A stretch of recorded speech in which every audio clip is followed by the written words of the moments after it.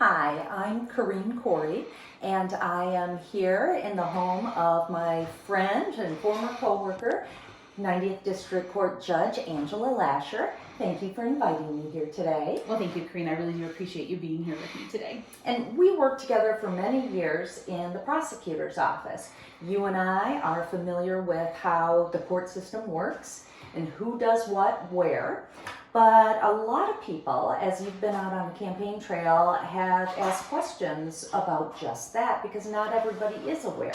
So can you tell us a little bit, explain the differences between the district court and the other courts? Oh, absolutely. And you're right, that is a question that I have been asked a great deal. So I really appreciate the opportunity to sit here and kind of explain it. So I'll try to make this as clear cut as I can and without getting bogged down too much in some of the details.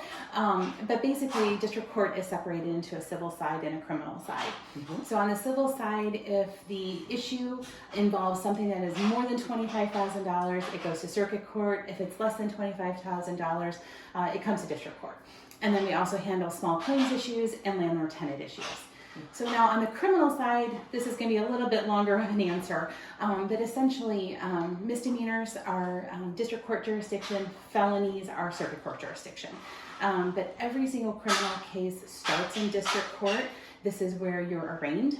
And so an individual would be an attorney there. If they're requesting a court-appointed attorney, would enter their plea of guilty or not guilty, and then have bond conditions set. So all of those things happen in district court. If you end up either being convicted of a misdemeanor or pleading guilty to a misdemeanor, you'll always stay in district court. You'll be sentenced by myself, and then your probation would be, the person who would oversee your probation would be one of our district court probation officers.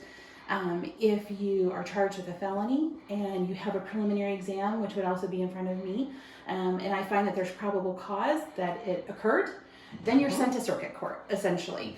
And circuit court has felonies, which means that you would be tried in circuit court, and then if you were convicted, you would have your case, circuit court would oversee your case as well. So that's a little bit of the differences between the two courts. Mm-hmm. Okay.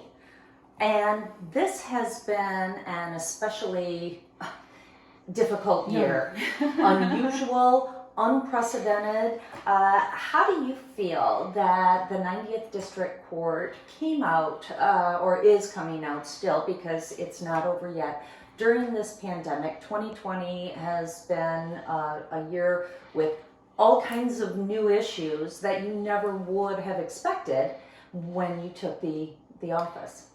Absolutely. Mm-hmm. I think like most people did not see this coming, and certainly not to the level that it went. And so I think that this year has been all about adapting. I mean, I think that you've done that, I've done that, we've all done that, adapted in our personal lives, but then in our work lives as well. And I'm sure that, there's been changes in the prosecutor's office this year, and there have certainly been changes in district court.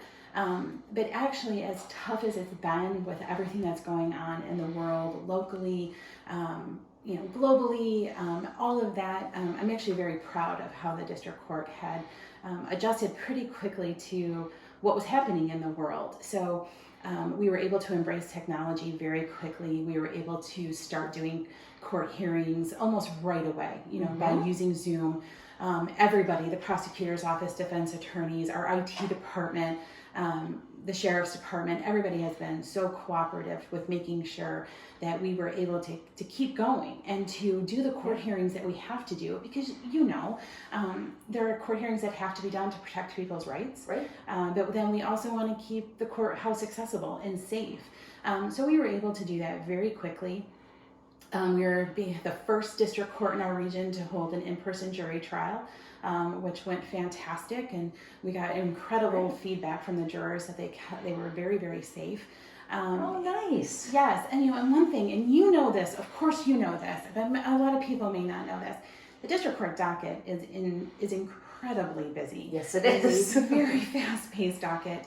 I think last week I had over 50 hearings. 28 of them alone were in Charlevoix in one day. I mean, it is nonstop. Right. And so the fact that I was able to continue sitting on the bench Monday through Friday, every single day, conducting hundreds of hearings, and the fact that we were able to come out of a pandemic without a backlog, is just something That is impressive. It's like something that I'm extraordinarily proud of, that we were able to manage the docket, efficiently and be organized and really just keep moving so that someone, didn't have to wait a really long period of time for their case. So that's something that I'm really proud of.